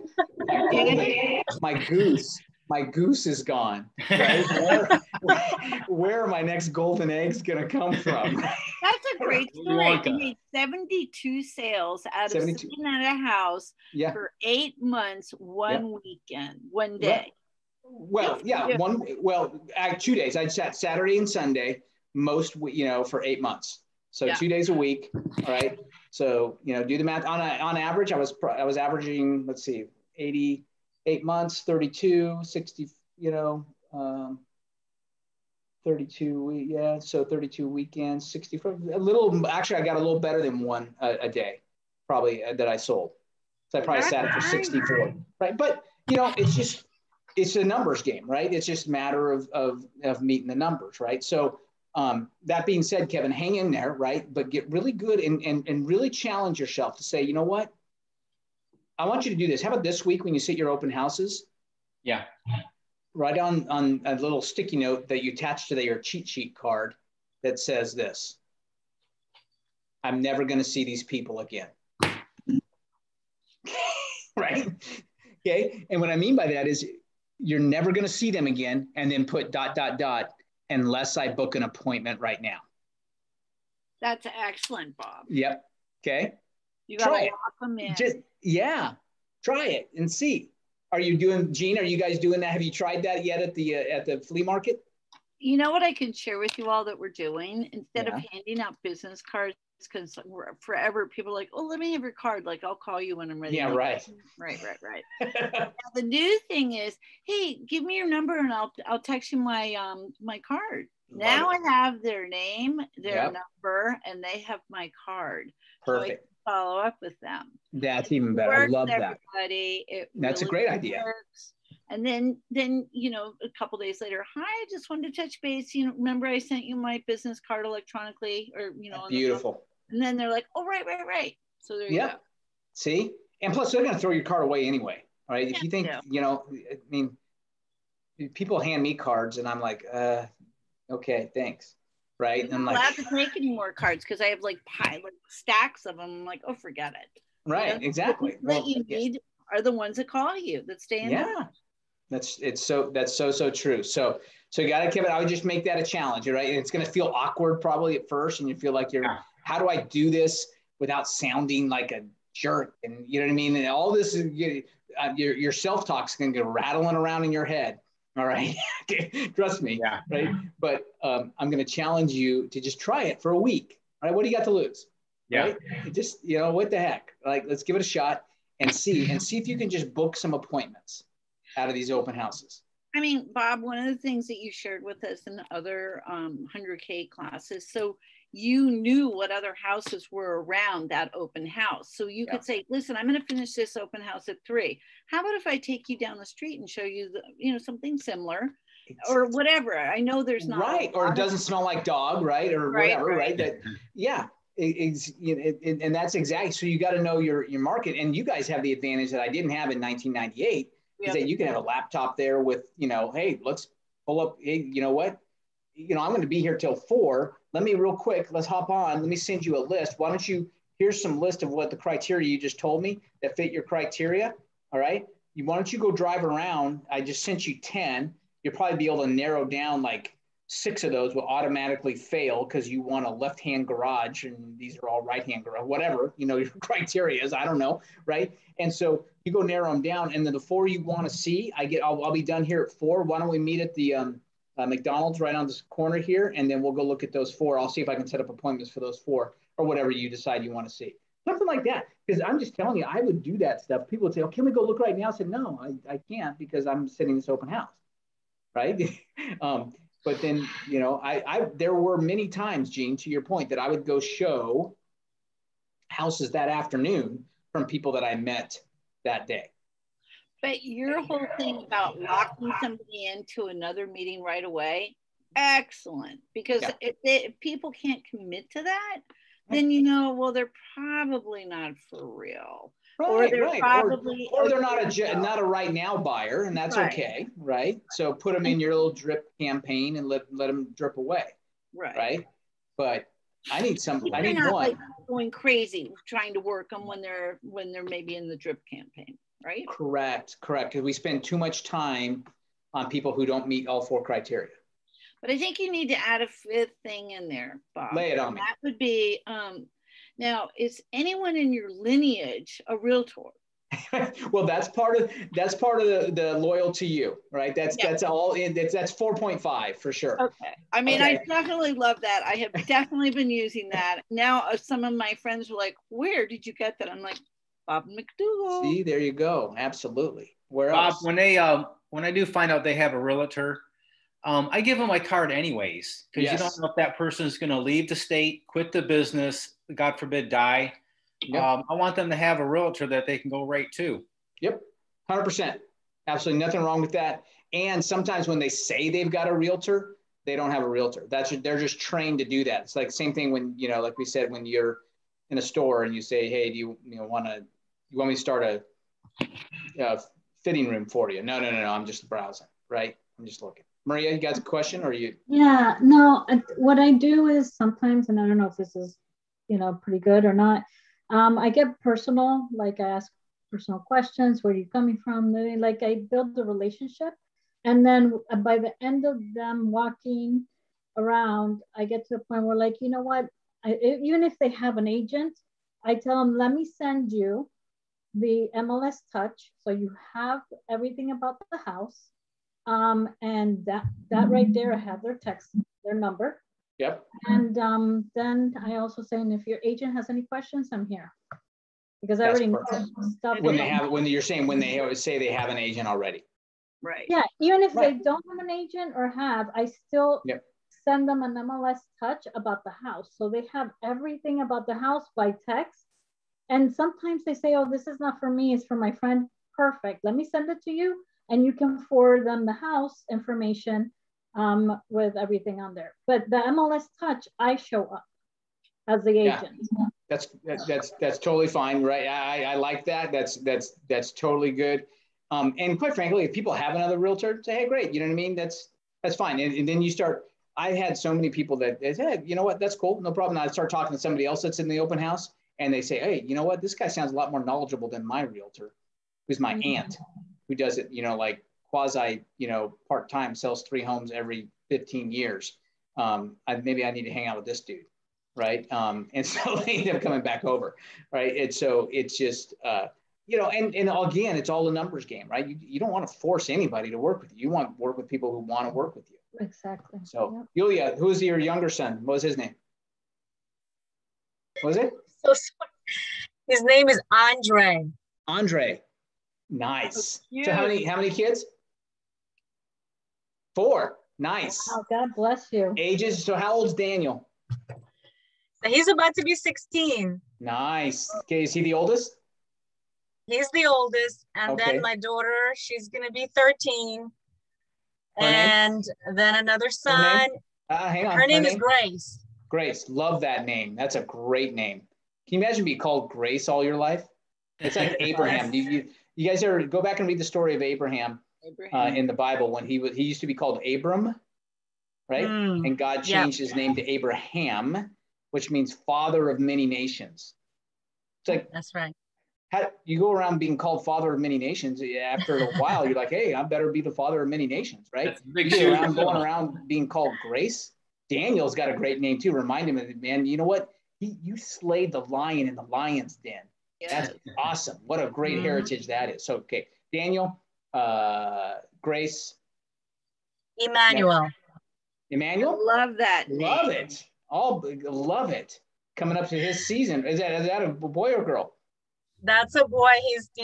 So he's 9. Emmanuel's Nice. 9. Yeah. Nice. And Perfect. then the baby, who's now 4, just turned 4 last week. Wow. Andre. So it's like Andre. Andrew, but with the Y at the end. Yeah, perfect. Andre the Giant. You guys remember him? Yeah. Andre the Giant. I love that. That's awesome. Well, great.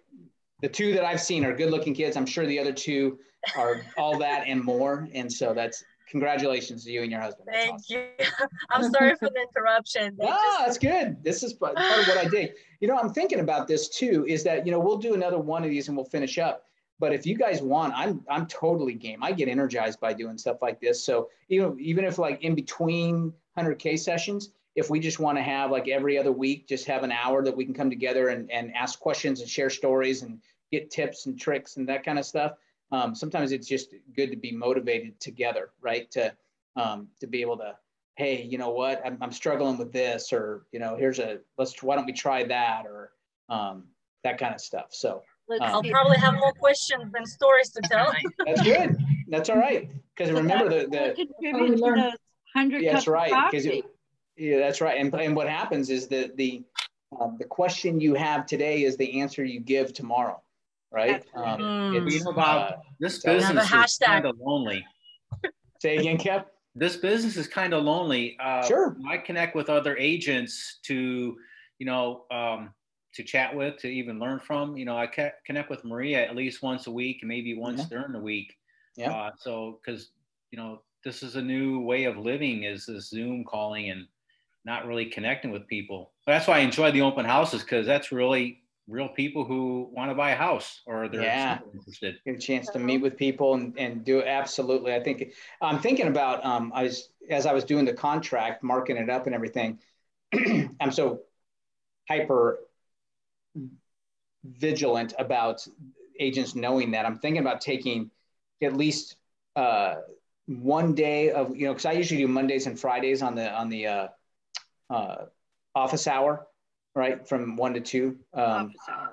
And so I'm thinking about taking maybe 15 or 20 minutes and say, okay, you know what, on Mondays from 110 to 125 or whatever it is, I'm just going to do a section of the contract. Let's go over it again together, right? Just that way, even though I have the recorded video that way, and just kind of pour through that and do that on Mondays or whatever it is, just to have something. And because sometimes I can say, hey, go watch a class on the video, on the contract, and then it always gets busy, right? Yulia has 4 kids, so something happens, right? That somebody's school calls and this, that, and the other, and I had every intention of being there, but I are doing it. But next thing you know, it's time for bed, right? So I get that. So, but sometimes if you have a dedicated time, well, hey, I know Bob's going to be doing section 3 of the contract this Monday, right, from 110 to 125, I can commit to that. Right? If I can do nothing else, I'm going to commit to that.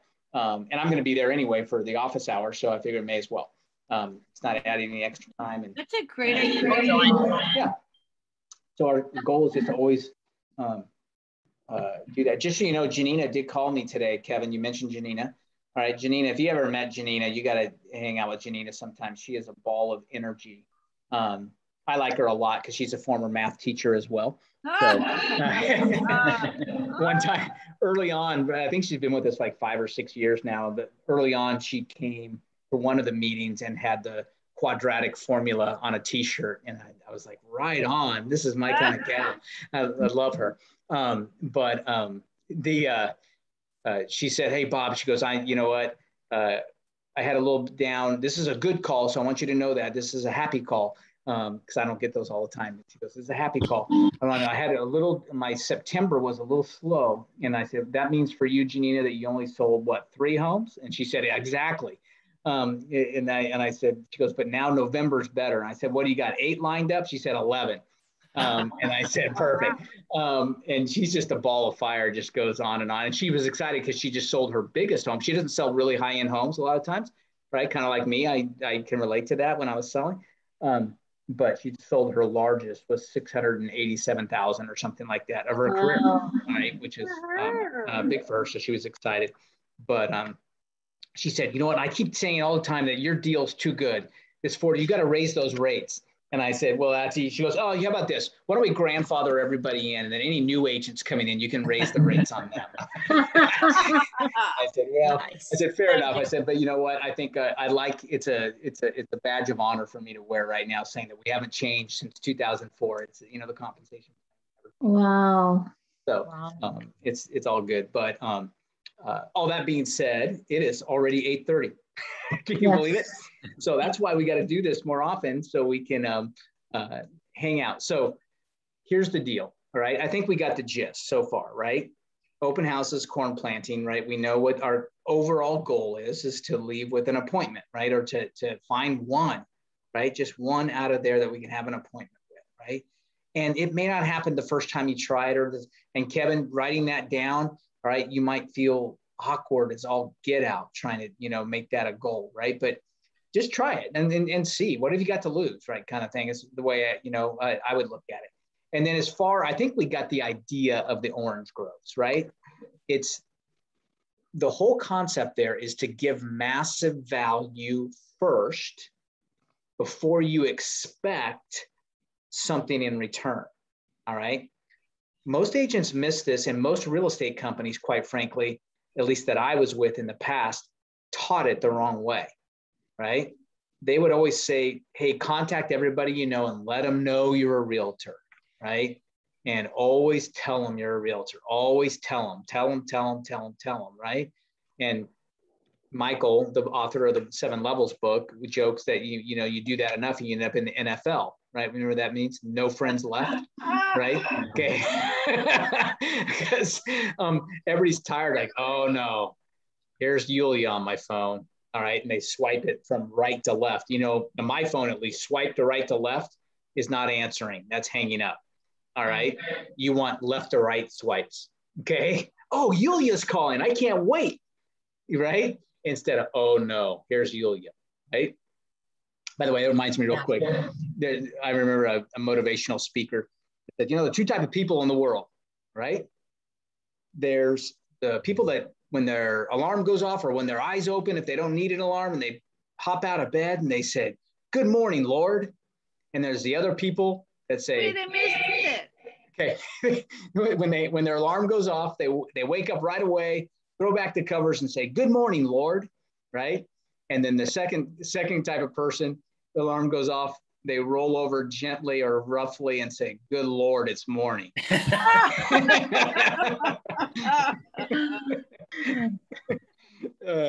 So we want to be the first, right? Not the latter, if at all possible. You are so funny. It's good. But anyway, so that's the whole idea, right? Is that we just want to, when I say go to have coffee with people, you should truly invest in them, right? And if you can get really good at snap calls, like something reminds you of somebody, don't let that, you're in your phone, you're in your car, right? Hopefully you're on a Bluetooth or what, just pull over, look up their contact real quick and call them, right? It's not, you have to plan out these calls and you have, hi, Yulia, I know we've been lifelong friends. I am so glad to hear you are doing well, right? Scripted doesn't work in this thing, right? It's got to be something. Hey, Yulia, you know what? I just drove by and I saw a picture of a lion on this billboard and remind me of your oldest son, Daniel, right? Or whatever, okay? And here we go. And now we just have a conversation about that. I just checking out, you know what? Daniel's, is he driving yet? You said he's about to turn to 16. How's that going? Is he, you know what I mean? All that's, you're right. And that's what you talk about, not, hey, did you hear the market's really, right now, and inventory's up or the inventory's down and prices are skyrocketing. That all has its place, I guess. That's not what people want to hear about when you go to coffee. They want to talk about themselves. Trust me. Right? Okay. That's true. It is, and if you do, they think, you know what? Read books on that. If you're going to read a book like How to Win Friends and Influence People. That's a great book. It is a great book. And you know what? I never read it for a long time because I thought it was like, this is going to be how to show me how to manipulate people, right? I'm going to manipulate them, right? Or I'm going to do these really, and you know what? The greatest line in that book, because it was written like in the 1930s, all right? But he says, hey, I like, to tell you how old it is. He says, I like strawberries and cream for dessert, right? He says, but when I go fishing, I don't put strawberries and cream on the hook. I put a worm, right? He says, give people what they want and you will have what you want all day long. It's true, right? Right. And that's the whole idea behind how to win friends and influence people. Call people by name, right? Julia, I mean, if we can remember that your children's names are Daniel and Grace and Emmanuel. I know Andre's the youngest, and Emmanuel, which means God with us, by the way. Awesome. That's right. Okay, right? If I, just having known you as short a time as I have, right, next time I see you and I say, hey, how's Daniel? How's Grace? How's Emmanuel? How's Andre? You're like, holy smokes, I love this dude. Right? And it's not, and I'm doing it because I'm doing it because I want you to like me. I'm doing it because I'm truly interested in your children, right? And in you as a person. And you can't do that with 4,865 people, but you can with 150. Right? Mm-hmm. So you just do that. I'm telling you guys, you will not want for business. People ask you, what do you do for a living? I take 100 people to coffee a year. Right? Yeah, that's kind of the gist of it. And then after that, then I sell them homes or people they know or their aunts, their uncles, or their nieces and their cousins, and their friends and their coworkers. Yeah, but for the most part, I take people to coffee, right? And very cool. Yeah, what a job, right? How do I sign up for that? All right. So how about this? A couple things. Next week is Thanksgiving week, so we're not going to meet next week. All right. And the next Wednesday after that, I've got a conflict of time, scheduling conflict. So would Tuesday before that, I think it's the 7th of December. Does that work for everybody? At least, no? Jean? Tuesdays are bad? You know what? I'm out for a couple weeks, guys. Okay, that's cool. No problem. It's getting busy. Miss you. All right. How about the 9th, by the way, just so you know? Well, let's do the 7th for 100K. Is everybody okay with that? Because Jean can't make it anytime that week. Okay, so we'll do 7th. That's Tuesday night, the 7th at 7 p.m. Tuesday day, if you're in the Tampa area, was our office meeting. Okay. All right. Alyssa, if you want to mark the 8th, you'll be getting an email soon. We're going to do a Christmas lunch for Orlando. Okay, right? Cool. So I'll let you know. We might be over at the Winter Park area, but I'll let you know. But an email will be coming out either later this week, early next week at the latest. Okay. But awesome. Mark it down the 8th. The 9th for Tampa. So the 7th is an office meeting. No office meeting for Orlando. We're going to do the lunch instead, right? Mm-hmm. Christmas lunch. And then the 9th is our Christmas party for Tampa Bay, right? For Feather Sound. Did you guys get that email this week? Yep. Yeah. Jean, you're not going to be here? I'm not. I'm sorry. What in the world? All right, we better change it. Sorry, we're not doing our meeting. We're changing the meeting for all 1,200. The Christmas party for the other 1,200 agents. I'm so canceled. If Jean can't make it, we're canceling it. Actually, it's good I'm not making it because hopefully in a couple weeks I'll be able to walk again. Oh, are you having like a hip replacement or something? Are you? Yeah, good for you. Go get it. So right. I want you to go and enjoy and maybe say a little prayer that I get up and run around the second day so I can get back at it. Woohoo! So when is the actual surgery? The 6th. It's the 6th. Okay. So the 7th, 8th, 9th, we'll have to send over. There. I should be running for the party. That's what I'm thinking. Either that or we could send a little, to-go bag over for you. What happened to Sandra? She never came. Tell her she busted. No, you know what, guys? She did send me a text in between. She's so sorry. She had another meeting which ran too long. So she was very, very sorry. Tell her we missed her. She'll be back. That's why I'm going to tell her December 7th at 7 p.m. She'll be back. And then she'll tell me what's going on. I'm there with you, kind of. Awesome. All right. And we're there with you. We're expecting great things. There's no meeting on the Wednesday, the 1st, December 1st? No. Because that, I'm sorry. Yeah, no, wait. Well, we're meeting 3 weeks from now instead of 2. Oh, is that 3 weeks? Hang on.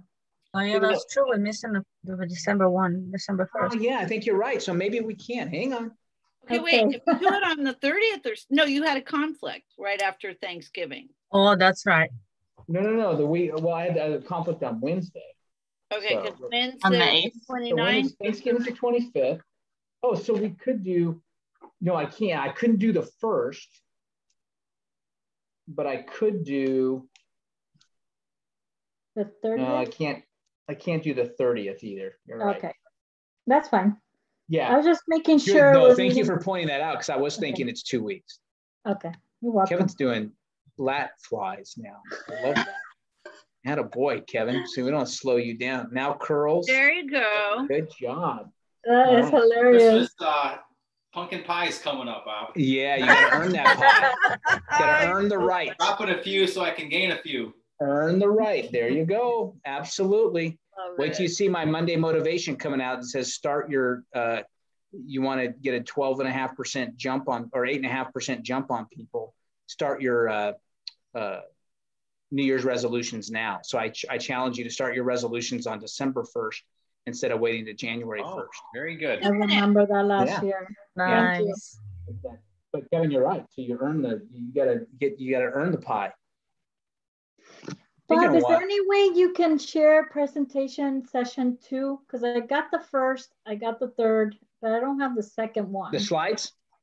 The presentation, yeah. The actual slide. Yeah. Do me a favor. Send me an email. Send me an email, and that will remind me. Say, send me PowerPoint session 2, and I will. Okay, thank you. Yeah, because it's not out there. You know how you have them posted? You have the 1st one and you have the 3rd one, but you don't have the 2nd one. I know. Okay, well, you know what? I'll post it. Marie, if you send me an email, I'll send it. I'll send the slides, but then also I'll remember. That'll remind me, and I'll post them too. I'll probably post session 2 and session 4 because you guys never, we got through 2 bullet points. Okay. There's a lot more. We'll learn There's a a lot lot more to say. And then Bob, Oh my God. when are you going to start your Monday 15 minutes to talk about the new contract? Yeah, you know what? I think I'm going to start at like 1st of the year. Oh, that's good. Now I'm Yeah. So we'll start fresh, like January 1. I'll make the announcement or whatever that first Monday of January. Cool. And one more thing, you said that I think the last Monday of every month. We do a deep dive. We do a deep dive on statistics from the month before. Yes. Could you announce it on Facebook or somewhere? Because I forgot last month. Yeah, no problem. I really enjoyed that. I will. I'll remember to and make sure we announce that. Thank you. Is that on? How is that going to be done? That's on Zoom, and that's on during our office hour. Because Monday, Wednesday, and Friday we have office hour from 1 to 2 Eastern. That's a virtual meeting. But yeah, it's on Zoom, and the link is on the FHR calendar.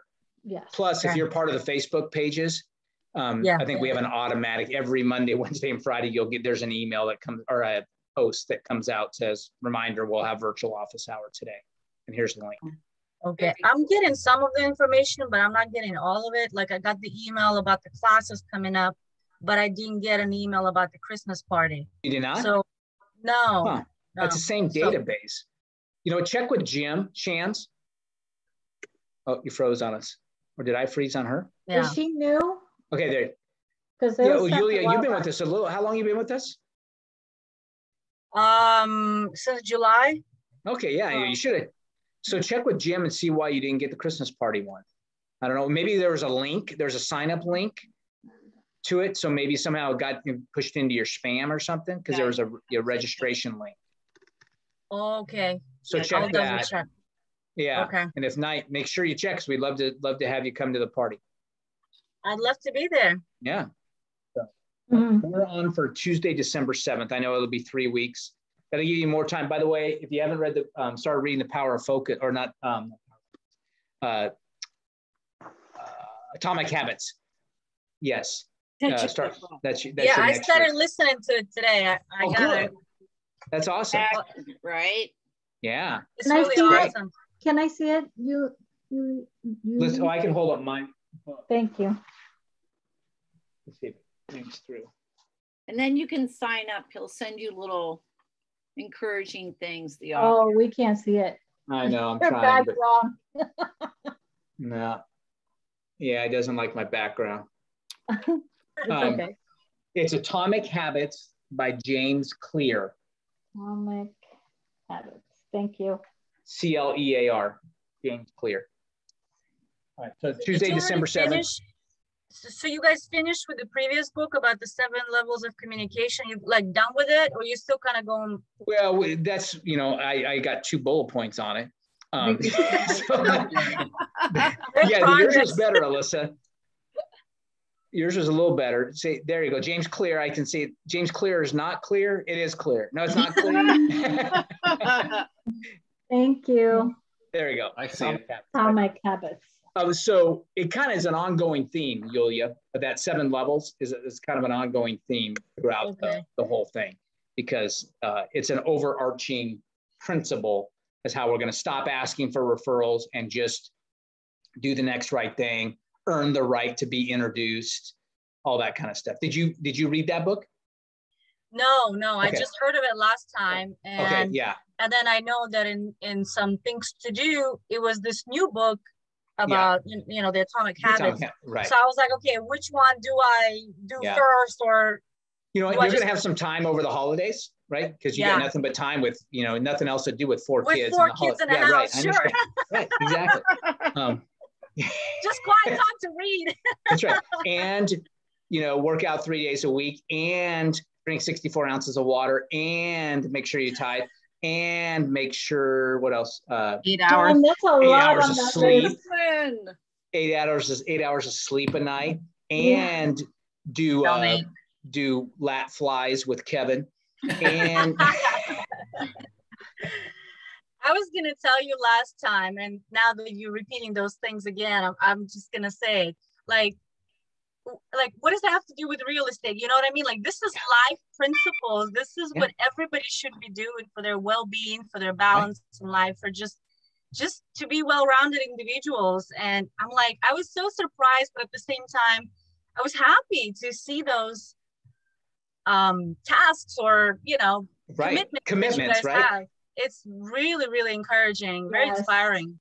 Thank you. And I think you answered your own question, right? Is that what it has to do with real estate is that people want to hang out with and be associated with people that are well balanced, right? That have their life together, and that, and it's just your attitude is different, right? When you work out, when you do these things and all that kind of stuff, and it just becomes a way of life, and you're more attractive. Remember, we want to, the goal is to stop chasing and start attracting, right? And that those commitments help us be more attractive, right? And when I say attractive, it's not always physically attractive, even though that's part of it, quite frankly. I mean, it's people want to hang out with people that, are physically attractive. It's just a fact. And there's different, versions. But more importantly, it's emotionally attractive. It's intellectually attractive. It's psychologically attractive. It's spiritually attractive. All those things are really, really attractive. And people are like, man, I want some of that. Right.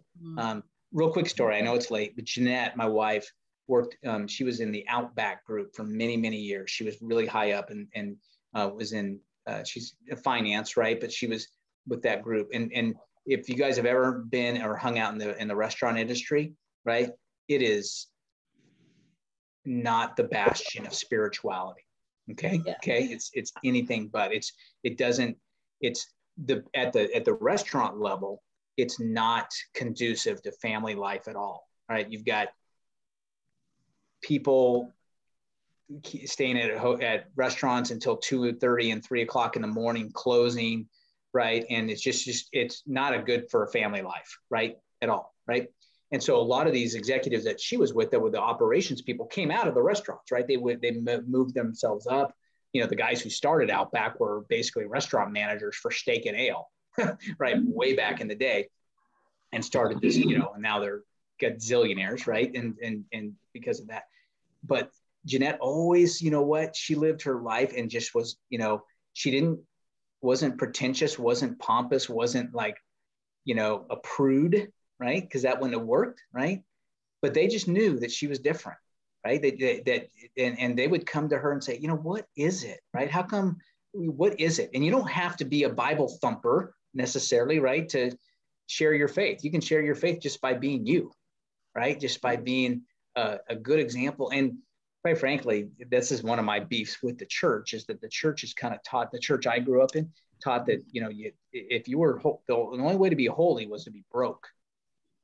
right? Okay, is that if you made any money, then you are of the world, and this kind of thing. And it was, and I was like, you know what?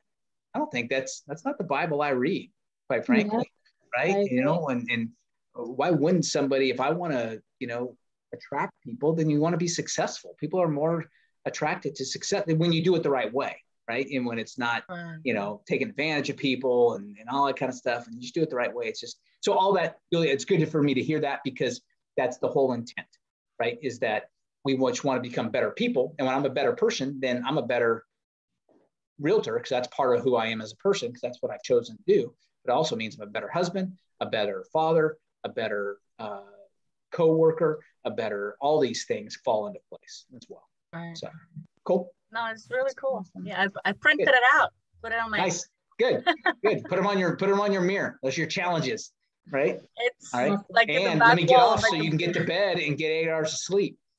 That was my favorite. 8 hours of sleep. That's my favorite. So See, now I have all the reasons to do that and all the excuses. That's right. Tell your kids. Tell your kids. Sorry, I'm in this class. I can't. Sorry, guys. Got to go to bed. All right. Sorry. But Mom, what about lunch tomorrow? Fend for yourself. I got to get 8 hours. On your own. I have something really quick. The holiday. You even raised your hand. Did you do that on purpose? Yeah. Nice. Okay. Let me call on you. The teacher, and Maria, I see your hand raised. Maria, you're Thank next. You. Okay. I can lower it. So I went to the email looking for the holiday party, and it was in spam.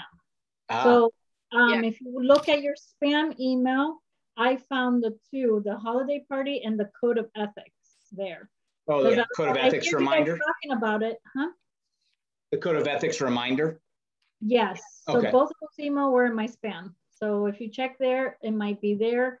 Because I keep hearing about code of ethics email, and I'm like, maybe I didn't get it, or I don't know, maybe I missed it, but it's actually in spam.